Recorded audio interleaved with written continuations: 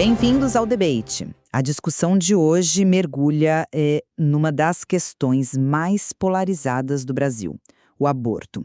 De um lado, a gente tem um Código Penal de 1940, da era Vargas, que criminaliza a prática. Do outro, uma Constituição de 1988, que promete dignidade, autonomia e saúde. E no meio disso tudo, assim, uma realidade de saúde pública que é alarmante. A partir da análise dos materiais, a nossa conversa vai girar em torno da seguinte questão: a legislação brasileira sobre o aborto deve ser fundamentalmente reformada, tratando o tema como uma questão de saúde e direitos, ou o arcabouço atual, que protege a vida desde a concepção, com raras exceções, deve ser mantido e até mesmo reforçado? Eu vou defender a posição de que a criminalização é uma política cruel, ineficaz e que viola direitos fundamentais. E eu vou argumentar que o direito à vida é o mais fundamental de todos e que a lei atual, ao protegê-lo desde o início, estabelece um princípio que não pode ser relativizado. Defender a vida do nascituro, para mim, não é uma opção, é uma obrigação do Estado. Olha, meu ponto de partida é que a nossa lei sobre o aborto é uma relíquia. Ela é incompatível com o Brasil de hoje.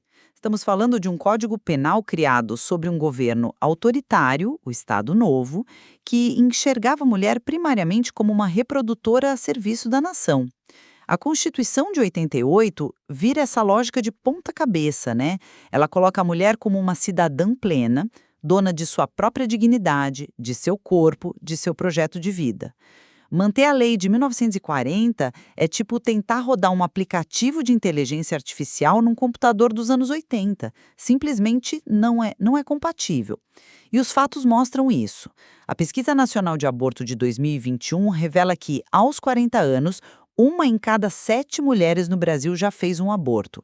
Isso não é um desvio de uma minoria, é um fato social massivo. A criminalização não impede que aconteça, ela apenas empurra para a clandestinidade, transformando tudo numa carnificina. O SUS interna centenas de milhares de mulheres todos os anos por complicações de procedimentos inseguros. É uma política que pune com a morte principalmente as mulheres pobres e negras, que têm um risco quase 3 vezes maior de morrer do que as brancas. O próprio Supremo Tribunal Federal já deu sinais, como no caso dos fetos anencéfalos ou no habeas corpus 124.306, de que obrigar uma mulher a manter uma gestação contra sua vontade, especialmente no início, é um ato de tortura. Bom, eu entendo a crítica ao anacronismo da lei, mas a idade de uma norma não define a sua validade. O princípio que ela protege, o direito à vida, esse é atemporal. E este, para mim, é o ponto central e inegociável, garantido pelo artigo 5º da Constituição. O nosso ordenamento jurídico, incluindo o Código Civil, é bem claro ao proteger os direitos do nascituro desde a concepção. A Lei de 1940 não é um bloco monolítico e cego. Ela é, na verdade, um texto que busca um equilíbrio, por mais delicado que seja. Ao prever as excludentes de ilicitude, ou seja, as situações em que o aborto não é crime, como risco de vida para a mãe e gravidez por estupro, ela reconhece que há cenários trágicos onde direitos colidem, mas a regra geral é a proteção da vida. O que se propõe com uma descriminalização ampla, como na ADPF 442 que está no Supremo, é uma inversão radical dessa lógica. Seria dizer que a autonomia de uma pessoa prevalece absolutamente sobre a existência de outra. Isso subverte a própria ideia de hierarquia de direitos, onde a vida é o pressuposto para todos os outros. E não sou só eu que penso assim. A reação forte no Congresso Nacional, com projetos como o Estatuto do Nascituro ou o recente PL 1904 de 2024, mostra que existe uma parcela enorme da sociedade que quer, na verdade, ampliar a proteção ao nascituro, e não o contrário. Mas essa colisão de direitos não pode ser vista de forma tão absoluta. A Constituição de 88 não é só o artigo 5º.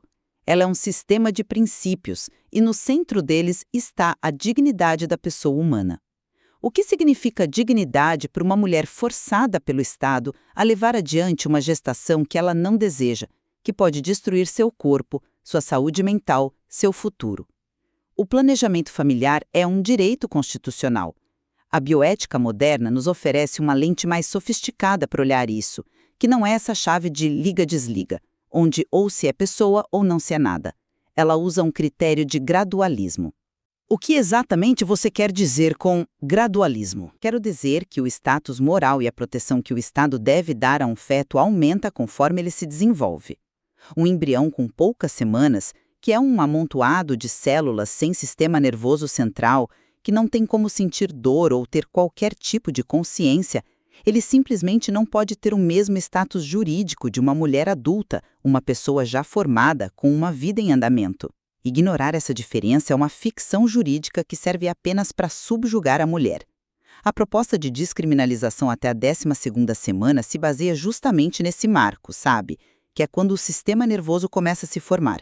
Antes disso, a balança pende assim de forma esmagadora para os direitos da mulher. Desculpe, mas essa visão não me convence. Essa ideia de gradualismo parece uma forma de criar uma justificativa técnica para uma decisão que, no fundo, é arbitrária.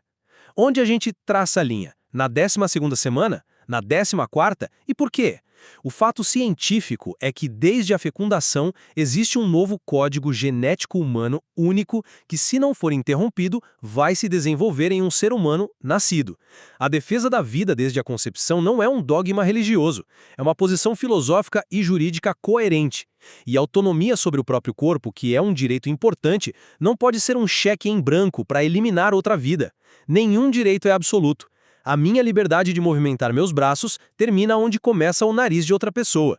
A autonomia corporal termina onde começa a existência de outro corpo, por menor e mais dependente que ele seja. A solução para casos dramáticos como estupro não é autorizar mais violência com a eliminação de uma vida inocente.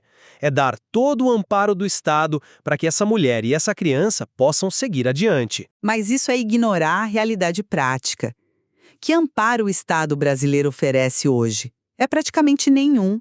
Você fala em fortalecer o apoio, mas enquanto isso não acontece, a mulher é abandonada à própria sorte. E essa discussão nos leva direto para o campo da saúde pública, onde a criminalização é um desastre completo. Os dados mostram que o aborto inseguro é uma das principais causas de morte materna no país. São milhares de mulheres que morrem ou ficam com sequelas graves. Isso gera um custo gigantesco para o SUS, que tem que arcar com as consequências, curetagens de emergência, tratamentos para infecções. Nossos vizinhos, como Argentina, Uruguai e Colômbia, eles mostraram o caminho. Ao legalizar, eles não viram uma explosão no número de abortos. O que eles viram foi uma queda drástica, quase a zero, no número de mortes de mulheres por essa causa. A questão não é se as pessoas são a favor ou contra. O aborto já acontece em larga escala. A verdadeira pergunta é: ele vai continuar sendo uma sentença de morte para as mais pobres ou vai ser tratado como o que é, um procedimento de saúde? Mas espere um pouco. Você está usando o argumento da saúde pública para justificar a revogação de uma lei que protege a vida? Essa lógica é perigosa. Se a gente levar isso ao extremo, poderíamos justificar qualquer coisa com base nos custos do SUS. A violência urbana sobrecarrega os hospitais, e nem por isso vamos descriminalizar o homicídio. A resposta do Estado a uma tragédia social não pode ser legalizar o ato que está no cerne da tragédia. A resposta tem que ser atacar as causas, fortalecer a educação sexual, garantir acesso universal a métodos contraceptivos, criar uma rede de apoio real para a mulher que engravida sem planejar. E mais, os próprios dados que você usa são frequentemente questionados. Questionados como? A Pesquisa Nacional de Aborto é um estudo acadêmico com metodologia clara. Os dados de internações por curetagem vêm do DataSUS do próprio governo.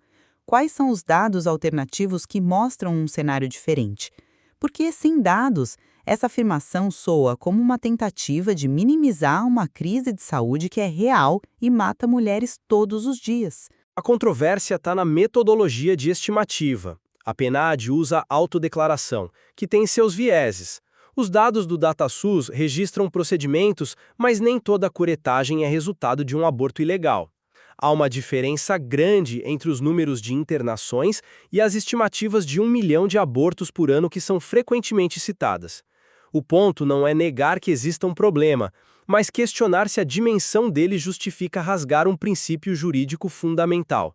A solução para o problema do aborto clandestino não é abrir as portas dos hospitais para que ele seja feito legalmente, é criar condições para que a mulher não precise sequer cogitar essa possibilidade. O problema é que essa solução que você propõe de investir em prevenção e amparo, ela simplesmente não acontece. E isso nos leva ao terceiro ponto, o papel das instituições. O Supremo Tribunal Federal só foi arrastado para essa discussão por causa da inércia completa do Congresso Nacional. Temos uma lei de mais de 80 anos e o Legislativo se recusa a atualizá-la. Eles ficam reféns de bancadas religiosas que impõem uma moral particular a todo um país laico e, com isso, falham em seu dever de proteger a vida e a saúde das cidadãs. Quando o legislativo se omite, o judiciário não está fazendo ativismo, ele está cumprindo seu papel de guardião da Constituição. É uma resposta necessária à paralisia do poder que deveria legislar. Eu discordo frontalmente. Chamar de inércia o que, na verdade, é uma posição política legítima é uma distorção do debate. O Congresso não está inerte, ele está ativamente se opondo à legalização, o que reflete a visão de uma parcela expressiva da população que ele representa. Decidir sobre o início da vida e os limites do aborto é uma das questões morais mais profundas que uma sociedade pode enfrentar. E o lugar para esse debate por excelência é a arena democrática, o parlamento.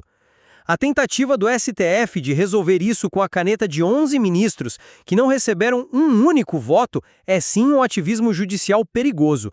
Isso usurpa a competência do Congresso. A existência de propostas de plebiscito sobre o tema mostra que muitos reconhecem que essa decisão pertence à sociedade como um todo, não a uma elite judicial. A oposição no legislativo não é uma falha do sistema, é o sistema democrático funcionando. Da saúde pública e da justiça social. Ela não protege vida nenhuma na prática. Ela apenas pune, humilha e mata mulheres, com um recorte claro de classe e cor. A única saída civilizada, compatível com a cidadania plena das mulheres, é tratar o aborto como uma questão de saúde, com regras claras e investir pesado em educação sexual e acesso a contraceptivos. E eu concluo reiterando que o debate não pode fugir de sua questão central, o status moral e jurídico de uma vida humana que já começou. A lei atual, com suas imperfeições, acerta ao estabelecer a proteção dessa vida como regra. Flexibilizar esse princípio é abrir uma porta perigosa. O caminho para proteger as mulheres não passa por facilitar a interrupção de uma gravidez, mas por construir uma sociedade que as ampare de tal forma, com apoio social, econômico, psicológico, que o aborto se torne impensável. A tensão entre a autonomia da mulher e o dever de proteção à vida em potencial continua no centro dessa conversa, sem respostas fáceis. E a análise dos materiais deixa claro que qualquer caminho que o Brasil escolha terá consequências profundas nas esferas jurídica, ética e principalmente na vida de milhões de pessoas. A discussão está longe de terminar.